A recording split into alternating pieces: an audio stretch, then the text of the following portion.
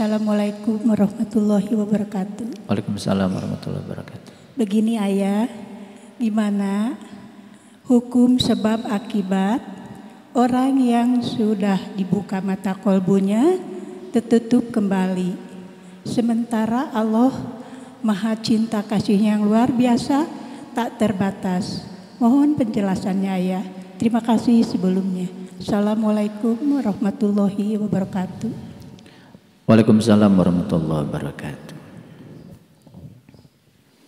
Tidak ada hukuman dari Allah. Dan Allah yang maha cinta tidak pernah menghukum. Allah itu hanya mengingatkan kita saja supaya kita sadar. Jadi segala peristiwa yang terjadi dalam kehidupan tergantung sudut pandang kita. Apakah kita mau menganggap peristiwa itu sebagai momen untuk mengingatkan kesadaran kita, atau kita mau menganggap yang namanya peristiwa itu sebagai hukuman? Sayang sekali banyak manusia yang menganggap sesuatu yang tidak enak datang dalam kehidupan sebagai hukuman. Dan yang luar biasa, hukuman itu kemudian dijadikan Allah sebagai kambing hitamnya. Kan itu sebetulnya sesuatu yang kontradiktif. Di satu sisi mengatakan Allah maha cinta, maha pengasih, maha penyayang, dan Allah itu tak ternoda oleh apapun. Tetapi di sisi lain seakan-akan Allah itu pendengki, gampang marah ketika kita tidak mengikuti keinginannya. Itu yang keliru. Konsepsi Tuhan yang semacam itu harus sudah diruntuhkan. Sekarang saya ambil contoh yang sederhana. Kita jangan berbicara Tuhan yang maha tak terbatas. Kita lihat yang terbatas saja dulu. Kalau kita sedang berada di ruang sempit, di mobil, ada orang kentut, dut, bau nggak? Bau nggak? Kenapa bau? Karena ruangnya sempit. Setiap yang sempit itu selalu ternoda. Tapi di sekarang gak usah ruangnya terlalu besar. Di masjid ini aja segede gini. Mungkin saya dari tadi sudah ada. Mungkin. Tapi karena ruangnya luas, tidak ternoda. Jadi kata ruang yang luas ini emang gue pikirin, apa artinya kentut bagi ruang yang luas? Ini baru ruang luas loh, belum tak terbatas. Ini supaya gampang mengilustrasikannya. Jadi sebetulnya segala sesuatu akan terasa dampaknya kalau sempit. Contoh, bagi orang yang sempit ilmunya, masalah sedikit aja menjadi luar biasa dampaknya. Tapi bagi orang yang luas ilmunya, masalah sebesar apapun gak masalah. Jadi masalah itu letaknya di mana? Masalah itu letaknya pada kesempitan ilmu yang kita miliki dan kesempitan kesadaran yang kita miliki. Paham? Oke. Sekarang ada orang yang sudah ditunjukkan jalan oleh Allah. Di dalam Quran surat Al-Fatihah, manusia itu cuma 3 golongan. Mari kita baca surat Al-Fatihah.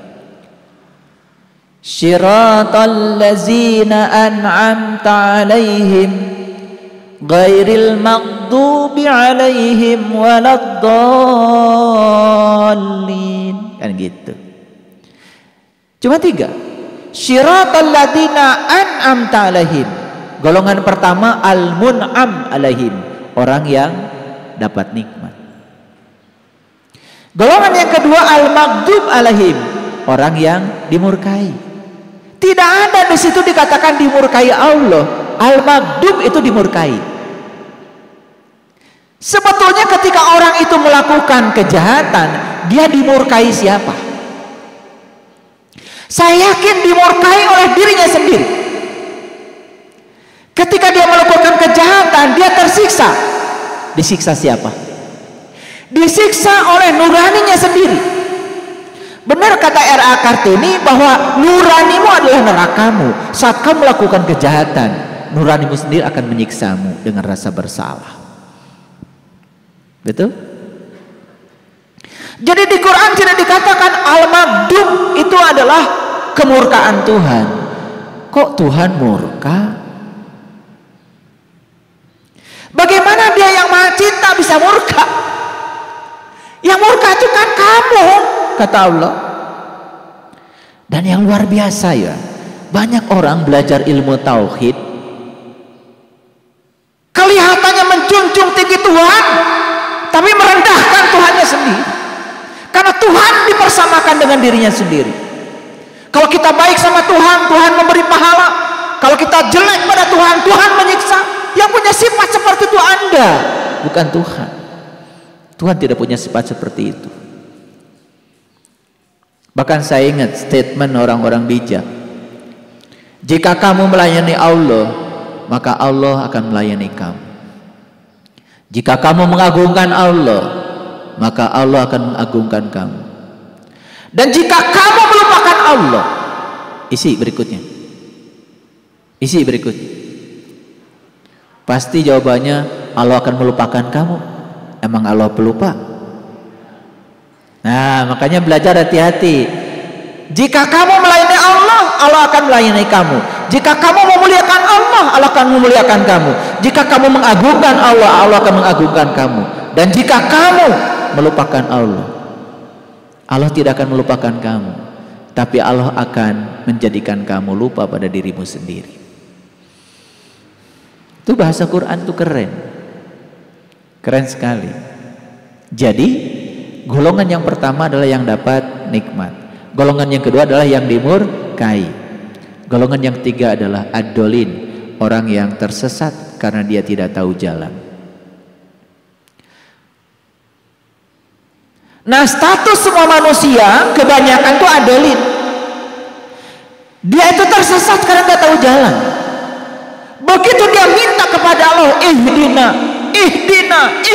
syiratal mustaqim, tunjuki aku ke jalanmu yang lurus ya Allah. Maka Allah mengabulkan permohonannya. Maka dia ditunjukkan jalan lewat seorang guru yang mursyid. Maka kemudian dia dibimbing untuk meniti ke dalam diri, langsung naik kelas dari adolin menjadi al-mun'am alaihim, orang yang dapat nikmat. Nah, orang yang dapat nikmat itu persis seperti orang yang baru bangun tidur, antara sadar dan tidak sadar. Itu yang disebut dengan lulungu. Disitulah dia harus waspada. Makanya dia diharuskan memohon perlindungan kepada Allah. Kul a'udzu birabbil falak, aku berlindung kepada Allah dari subuh kesadaran ini. Ya Allah, berikan aku kekuatan agar aku tidak tidur lagi. Minta kekuatan. Dan ketika kita meminta kekuatan pada semesta, semesta akan berikan kekuatan pada kita. Gak minta sih, malah minta kekuatan pada kebodohan pikiran. Setelah dibuka mata kalbu, berikutnya apa? Berkomunikasi pada pikiran yang sempitnya. Lalu pikiran menjadi setan baru. Karena setan itu tidak pernah membisik dari kejauhan, membisiknya lewat pikiran. Masa cuma begini? Apa iya? Nah, pada saat itu muncul pertanyaan, dijawab lagi oleh pikirannya sendiri. Maka setan bertanya pada setan. Jawabannya jawaban setan, dan pasti mengarahkan manusia pada setan. Itu yang terjadi. Digaraplah oleh pikiran buruknya. Bagaimana kesadaran bisa muncul di situ? Gak akan muncul. Lalu kemudian dia berpaling dari yang ditujukan tadi. Terus pertanyaan tadi, gimana hukumnya kalau dia berpaling? Bagaimana Allah terhadap dia? Jelas, jawaban saya sangat jelas. Allah tidak akan menghukumnya, tetapi dia akan dihukum oleh pilihannya sendiri. Jadi ibaratnya gini, sudah dialiri listrik, rumah kita lampu nyala. Besok-besok saya tidak suka nyala lampu. Tolong dong PLN putusin aja, gelap-gelapan aja. Ya, namanya di kegelapan. Jadi manusia yang hidup dalam kegelapan itu persis seperti orang yang nyetir matanya ditutup. Kebayang gak? Coba ada orang yang nyetir mobil, nyetir motor matanya ditutup, kebayang gak? Kebayang ya? Pertama, kalau nggak ditabrak, dia kan pasti nabrak, betul nggak? Dan kemungkinan untuk nabraknya banyak. Jadi jangan heran ya kalau dalam hidup banyak manusia yang nabrak aja terus. Iya.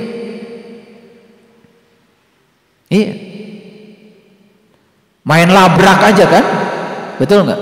Iya. Katanya kata si A, kamu katanya kurang cantik, kurang ajar.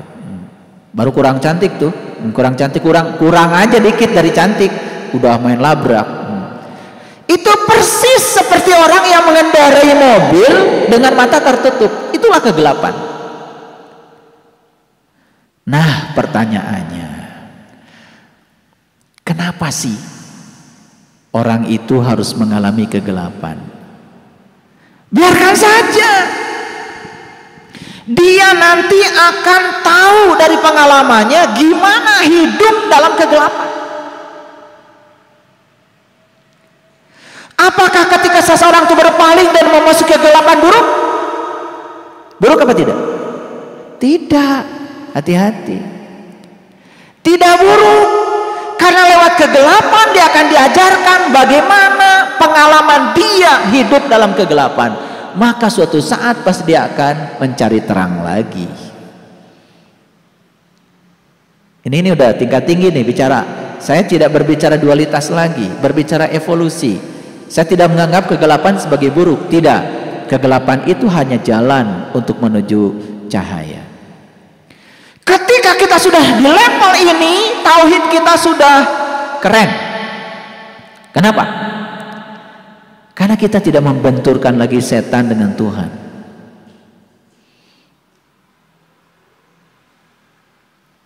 Kan kebanyakan orang belajar agama selalu membenturkan setan dengan Tuhan. Jadi seakan-akan di semesta ini ada kekuasaan lain di luar kekuasaan Tuhan. Itu sudah syirik. Emang ada kekuasaan lain di luar kekuasaan Tuhan? Bukannya Tuhan meliputi semesta raya? Jadi yang ada itu cuma pernyataan seperti ini. Kehadiran cahaya atau ketidakhadiran cahaya. Cuman itu saja. Kehadiran cahaya itu yang disebut dengan terang. Ketidakhadiran cahaya disebut dengan kegelapan. Apakah di semesta ada kejahatan? Tidak ada. Yang ada adalah ketidakhadiran cahaya saja. Dan kenapa orang harus mengalami pengalaman dalam ketidakhadiran cahaya? Biarkan dia mengalami sendiri. Ayo, apakah orang nganggur itu buruk? Tidak. Biarkan saja. Dia ngejalanin sendiri, merasakan sendiri. Gimana sih rasanya nganggur? Betul nggak? Betul nggak? Nah, setelah dia mengalami pengalaman tentang rasanya nganggur, kan timbul kebijaksanaan. Dan nganggur itulah yang membuat dia keluar dari pengangguran menjadi orang yang aktif bekerja. Apakah aktif bekerja baik? Baik apa tidak? Kan tidak ada baik buruk. Itu hanya evolusi kesadaran. Itu hanya soal pilihan. Dan ketika dia bekerja banyak uang, bisa menyantuni banyak orang, kan dia jadi bahagia. Betul nggak? Dan dia sendiri diajarkan dengan itu lewat semesta. Itu kebijaksanaan. Hati-hati, kebijaksanaan bisa muncul pada peristiwa yang disebut baik, pada peristiwa yang disebut buruk. Ya toh? Tidak ada positif kalau tidak ada negatif.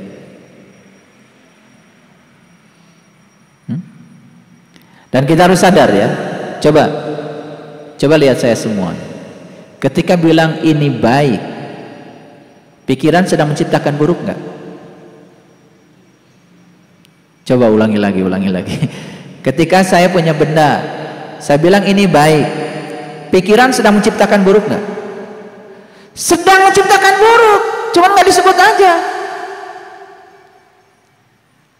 Ketika saya bilang ini siang, pikiran sedang mengatakan malam nggak? Jadi itu terjadi simultan. Jadi ketika kita bilang ini baik, pasti ada pembandingnya toh, sesuatu yang disebut buruk. Dan ketika pikiran mengatakan ini baik, sebenarnya dalam waktu yang sama pikiran pun menciptakan buruk.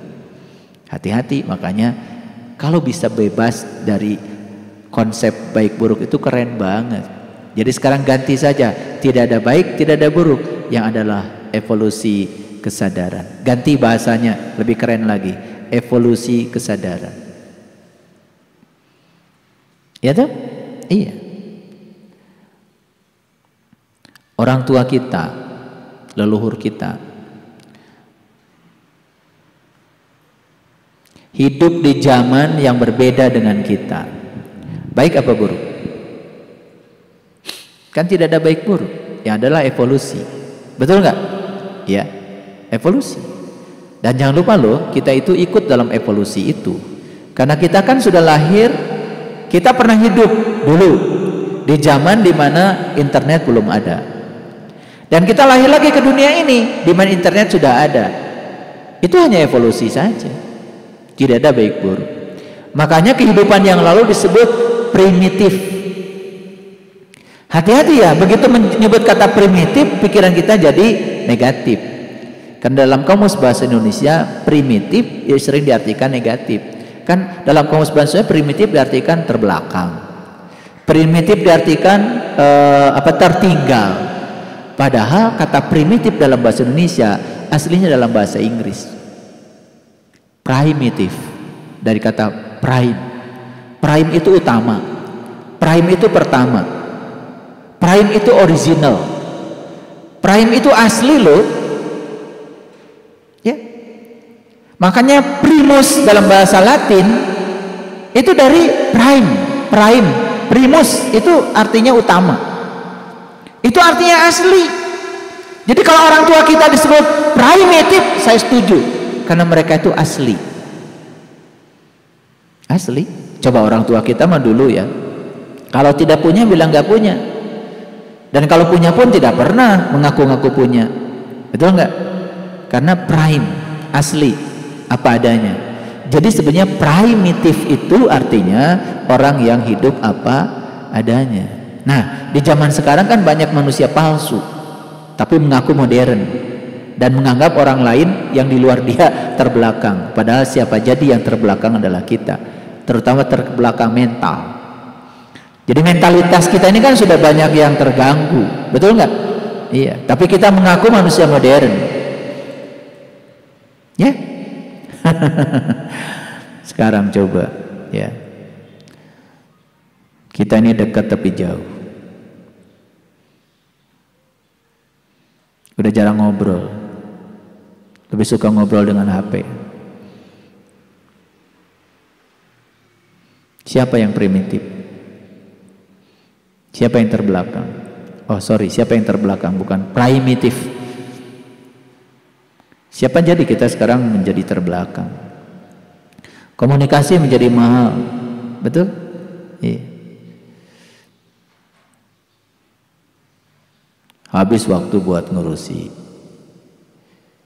HP kita. Nggak apa-apa ngurusi HP kalau memang belajar. Tapi banyak yang ngurusi HP tidak belajar. Malah justru menghabiskan waktu hanya untuk hal yang tidak penting. Tetapi itu penting, nggak apa-apa. Nanti juga udah bosen. Nah biar mengalami aja. Itu evolusi kesadaran. Tidak baik buruk. Oke, masih ada pertanyaan? Ya, silakan. Kalau belum ngerti boleh ditanya ulang ya. Saya juga nggak ngerti pertanyaannya. Pokoknya dijawab aja.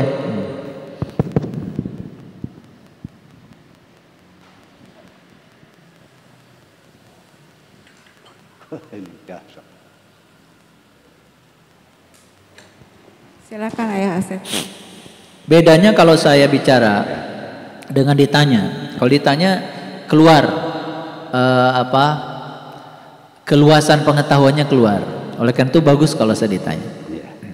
Silakan. Assalamualaikum warahmatullahi wabarakatuh. Waalaikumsalam warahmatullahi wabarakatuh. Terima kasih Ayah izinkan saya untuk bertanya. Bagaimana dengan orang yang mengalami mati suri, di mana dia bercerita bahwa saya dijemput oleh dua cahaya, kemudian dibawa ke alam neraka di mana tempat penyiksaan, kemudian juga saya dibawa ke alam surga. Dia ceritakan semua itu. Kalau menurut kami itu, sedangkan Allah itu Maha Rahman, Maha Rahim, Maha Pemaaf, apakah mungkin dia akan menyiksa kita nanti dalam akhirat? Jadi mohon penjelasannya, apakah itu suatu peringatan atau hanya halusinasi saja dari si pelaku itu sendiri? Terima kasih ayah. Wassalamualaikum warahmatullahi wabarakatuh. Ya, waalaikumsalam warahmatullahi wabarakatuh. Ini pertanyaannya macam-macam nih.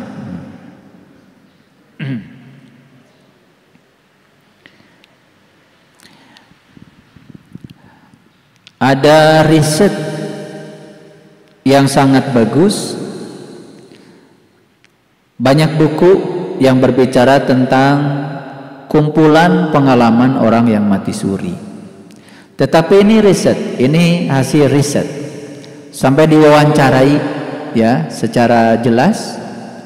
Bahkan mohon maaf, dalam buku-buku tentang reinkarnasi itu juga banyak ya dialog dari seorang peneliti terhadap orang-orang yang mengalami mati suri.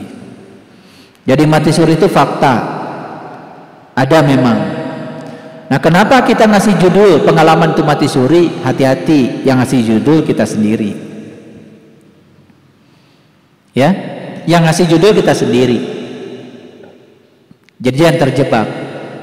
Pokoknya ada yang orang di dalam kehidupan nyata ini bisa diperjalankan oleh sang pemilik semesta untuk menyaksikan berbagai hal secara spiritual. Apa itu namanya? Terserah namanya mau apa. Nah, supaya gampang diberi nama saja, namanya mati suri, kan supaya gampang.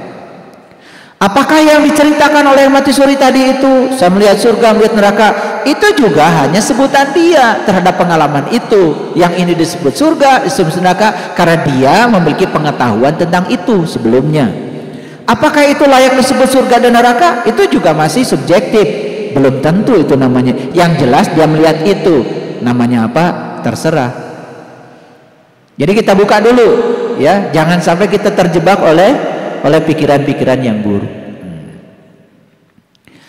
Ya, jadi pengalaman tentang yang semacam ini itu dialami banyak sahabat kita. Salah satunya Bunda Tahyan waktu di Gunung Padang kemarin mengalami pengalaman yang semacam itu. Kalau diceritakan mungkin panjang, tapi ceritanya udah sampai ke saya. Bagaimana merasakan penyatuan dengan alam-alam yang luar biasa, dengan alam-alam yang tinggi dialami. Dan saya mendengar begitu banyak sahabat-sahabat kita yang mengalami pengalaman itu. Termasuk ada sahabat kita yang sudah pergi meninggalkan kita, namanya Bunda Iin. Bahkan beliau mengalami mati suri 7 kali. Dan setiap mengalami pengalaman itu selalu diceritakan kepada saya. Yang luar biasa, yang berkesan dari pengalaman beliau itu tentang beliau merasa sudah berada di sebuah tempat yang sangat aman, nyaman. Tiba-tiba beliau mendengar ada suara alunan seseorang baca ayat suci Al-Quran. Dan beliau tahu yang dibaca itu surah Yasin. Setelah itu kemudian beliau mendapati seseorang yang menangis terseduh-seduh. Dan ketika mendapati yang menangis itulah kemudian beliau memutuskan untuk kembali. Lalu masuk lagi ke tubuh. Setelah 2,5 jam divonis mati.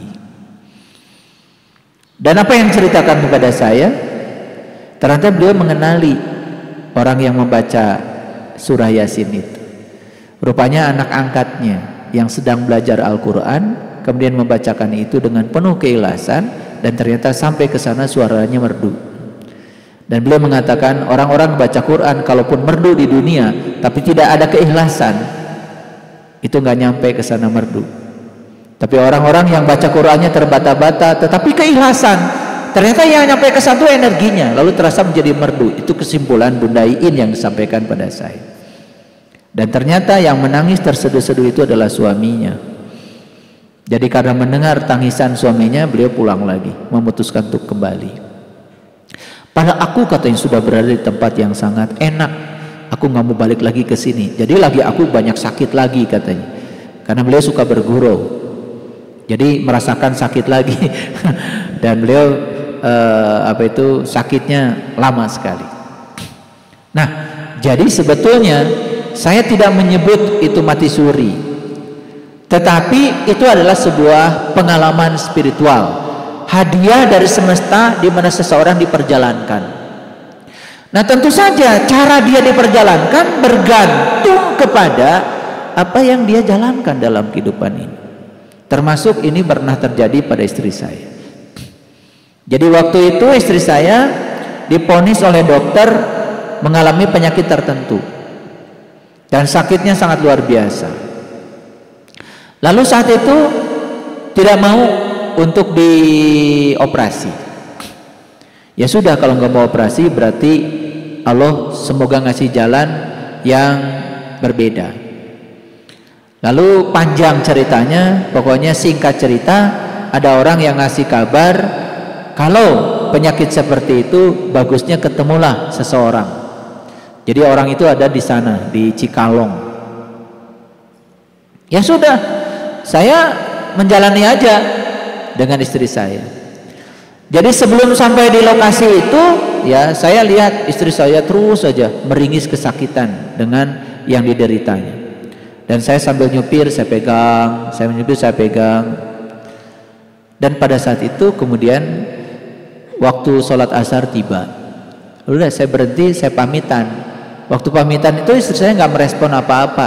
Saya pikir dia sedang tidur. Ya udah saya sholat. Setelah selesai sholat, saya ke mobil, kemudian istri saya menangis. Rupanya istri saya diperjalankan pada saat itu. Itu juga boleh disebut mati suri, tetapi apalah sih namanya, tapi itu sebuah perjalanan. Dan waktu itu diperjalankan menyusuri lorong cahaya. Dan pada saat menyusuri lorong cahaya itu, di sana itu ada satu gerbang, dan di sana itu ada tempat yang sangat indah menurut istri saya. Dan ingin masuk ke situ. Tapi saat ingin masuk ke situ, dia bertemu dengan dirinya sendiri. Jadi penjaganya itu dirinya sendiri. Karena mau desak masuk, kemudian ditendang. Saat ditendang ya kemudian, makanya istri saya masih ada sekarang. Apakah itu disebut mati suri? Yes, itu sebuah pengalaman, tapi namanya apa saya tidak tahu. Jadi pengalaman itu ya, dan biasanya pengalaman tentang mati suri itu biasanya menyaksikan alam-alam tinggi, alam-alam luhur. Nah sekarang pertanyaan Ayah Wardi tadi ya, orang ini menceritakan melihat ini, melihat itu ya. Sebetulnya Nabi Muhammad juga menceritakan dalam pengalaman Isra Mi'rajnya itu kan menyaksikan berbagai hal, ya kan?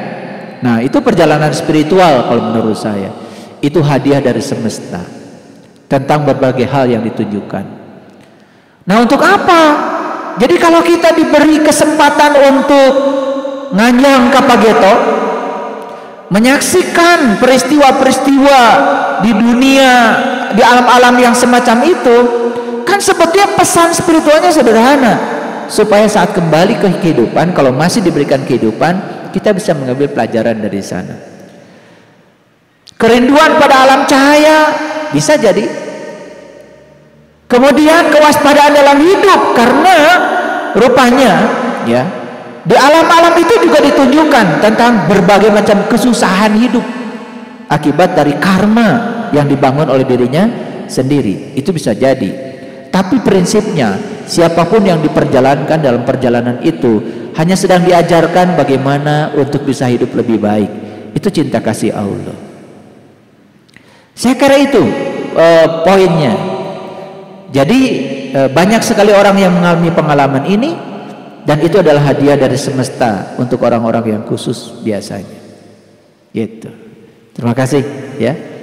Masih ada? Terima Terima kasih Ayahanda. Oh, masih ada, Terima kasih. masih ada, silakan. Ada. Ini pertanyaan susah-susah. Ya, mohon izin ya Guru.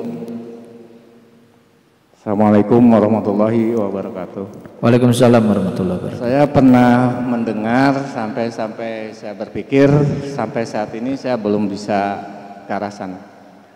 Dari pernyataan Ayah Guru di media mengenai satu hal dalam meniti ke dalam diri, kita menggunakan atau saya lupa lagi pernyataannya, menggunakan atau mencari rahasia di balik singkatan-singkatan ayat Quran, atau yang saya lebih kenal ismun jamil seperti alif, lam, ro, ya, sin, seperti itu. Nah, saya mohon penjelasan, apakah dengan seperti itu kita lebih bisa meniti ke dalam diri? Karena sampai saat ini arti dari meniti ke dalam diri itu baru bisa dapat tadi, yaitu mencari jalan atau mencari jalan keluar dari suatu permasalahan tadi gitu. Oke, itu aja ya Guru. Terima kasih. Baik Pak Yunan, kata-kata meniti ke dalam diri itu pengertiannya sangat luas.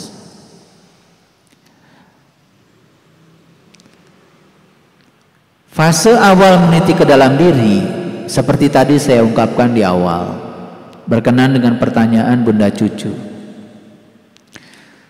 Jadi mengenali diri kita siapa. Kan tadi, saya ini susah berubah, saya ini masih punya kebencian, saya ini masih punya sifat mudah marah, saya ini masih bebal, saya ini masih belum bisa menerima kenyataan, saya ini masih lama untuk bisa memaafkan. Itu tahap awal meniti ke dalam diri. Itu tahap awal untuk tahu siapa diri kita. Pada level awal itu sudah meniti ke dalam diri. Ya. Karena dengan mengetahui siapa diri kita, kan kita mencari cara untuk mengubah diri kita supaya tidak seperti itu lagi. Nah, ketika kita mencari cara untuk mengubah, disitulah akan masuk lagi meniti ke dalam diri pada level yang lebih dalam. Sehingga pada puncaknya kita akan tahu, oh ternyata yang suka tersinggungan, yang suka marah, yang gampang terluka, yang sakit hatian, oh itu bukan diri saya rupanya. Kapan kesimpulan itu terjadi? Ketika kita sudah tahu diri saya yang sebenarnya bukan itu hanya pikiran saya, diri palsu saya, itu ego saya. Diri saya yang sebenarnya tidak terjebak lagi oleh hal yang semacam itu, karena diri saya yang sebenarnya adalah sumber asli saya, sumber kesadaran saya. Nah, untuk sampai pada kesimpulan itu dalam proses meniti ke dalam diri, tentu saja banyak sekali ya fase-fase yang harus dilakoni.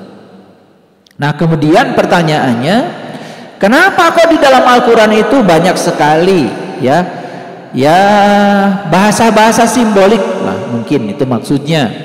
Kalau kita lihat ada alif lam mim, ada alif lam ro, ada alif lam mim ro, macam-macam itu, macam-macam. Ada kaf ha ya ain shad, ada ha mim ain sin qaf, macam-macam. Tetapi kalau kita lihat modelnya hampir semua ayat setelah mengatakan huruf-huruf yang tadi itu yang kelihatan susah untuk dicerna, kok ujung-ujungnya alif lam mim zalikal kitab. Nah, hampir semua nih, kalau nanti silahkan diteliti, hampir semua surat Quran yang dimulai dengan teka-teki yang semacam itu, ayat keduanya pasti cerita kitab. Maka saya mengambil kesimpulan, jadi daripada kita menjelaskan satu huruf belum tentu benar, maka saya mengambil satu pernyataan yang lebih global lagi. Sebetulnya alif lam mim, alif lam ro dan sejenis itu berarti metode. Metode atau cara yang harus kita temukan untuk bisa ketemu dengan kitab kita sendiri. Karena setelah kalimat itu berikutnya selalu saja kitab. Betul nggak? Yasin wal Qur'anil Hakim. Tuh habis Yasin cerita kitab. Kitab yang penuh kebijaksanaan, bacaan yang penuh dengan kebijaksanaan. Cuman kan kadang-kadang mohon maaf, kalau di Quran ada kata-kata Quran, langsung saja terjemahkan Quran. Padahal Quran itu sendiri kan bahasa Arab. Dari kata qara'a yaqra'u Qur'anan. Jadi sebetulnya harusnya Quran itu diterjemahkan jadi qara'a, bacaan. Yasin wal Qur'anil Hakim. Jadi apa Yasin? Yasin itu metode sebetulnya, cara yang harus kita temukan. Dan cara itu sangat rahasia bagi yang tidak tahu, tetapi menjadi tidak rahasia bagi yang tahu. Makanya itulah yang disebut dengan al-insanu syirri wa anna syirruhu. Kamu itu rahasia aku juga rahasia kamu. Karena bukan rahasia sebetulnya. Saking pentingnya ini supaya tidak disalahgunakan, maka hanya diberikan pada orang-orang yang terpilih. Jadi Yasin itu sebetulnya metode. Metode untuk apa? Wal Qur'anil Hakim, agar kamu menemukan bacaan yang bijaksana. Apa sih bacaan bijaksana? Bacaan yang akan membawa kamu pada kebijaksanaan kamu sendiri. Sekarang tarik lagi kepada kehidupan. Tadi saya bilang, kebijaksanaan dilahirkan lewat apa? Lewat apa? Lewat pengalaman hidup kan? Pengalaman hidup kan ada dua, yang disukai, yang tidak disukai. Dua-duanya mengajarkan kebijaksanaan bagi orang yang sadar. Bisa jadi orang yang dianugerahi berbagai macam kenikmatan hidup, yang saya maksud kenikmatan itu adalah kesenangan yang bersifat duniawi. Mohon maaf ya, mungkin kesenangan itu akan hanya melupakan dia tentang hakikat hidup. Tapi bisa jadi orang yang diberi kesusahan hidup malah justru menyadarkan dia. Dan saya yakin di kelas spiritual pasti ya peserta didiknya itu orang-orang yang sedang mengalami kesusahan hidup, yang sedang mengalami kesenangan hidup, keberlimpahan harta apalagi, tidak akan ada di kelas spiritual. Itulah nasib saya, memang begitu. Guru spiritual itu selalu didatangi orang-orang yang bermasalah, dan karena masalah itulah mereka diantarkan ke sini, bukan? Jadi sebetulnya masalah itu adalah berkah yang bisa mengantarkan seseorang menemukan kesadaran. Ya, makanya saya kemarin kan nulis, harta itu ya, harta itu hanya bisa memberikan kesenangan, tapi harta belum tentu bisa memberikan kebahagiaan. Karena kalau kebahagiaan Allah letakkan di harta, yang bahagia cuman konglomerat dan pengusaha. Makanya kesenangan itu ada di harta, tetapi kebahagiaan ada di dalam diri kita masing-masing.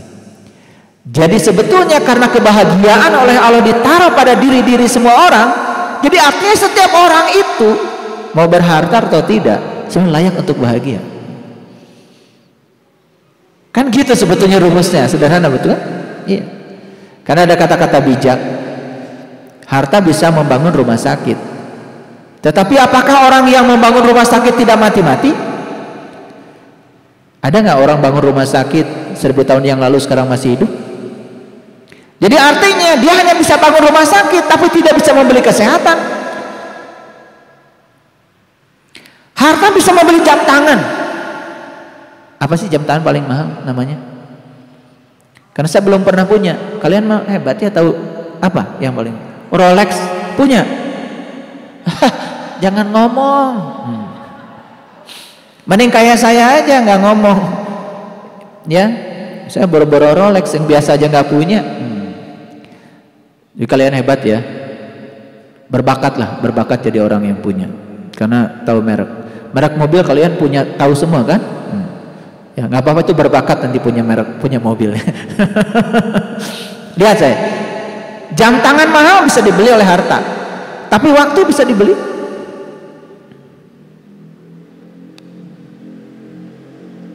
Ventilator bisa dibeli nggak sama orang yang kaya?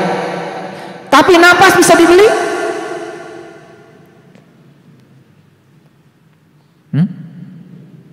Jadi hati-hati, harta itu hanya memberikan kesenangan, tidak memberikan kebahagiaan. Ya, senang dan bahagia itu beda. Ikan dikasih makan senang, tapi tidak bahagia. Jadi kalau kalian itu hati-hati ya, jangan-jangan yang disebut bahagia oleh kalian selama itu sebetulnya hanya kesenangan aja. Dan kesenangan itu datang dan pergi. Kalau bahagia tidak, karena bahagia itu di dalam. Orang bahagia itu ya banyak duit bahagia, tidak punya duit juga tetap bahagia. Nah kalau bahagia itu tergantung banyak tidak banyaknya duit, berarti yang kalian sebut bahagia itu bukan bahagia, itu kesenangan itu. Salah aja itu. Jadi kalian mesti sama dengan ikan.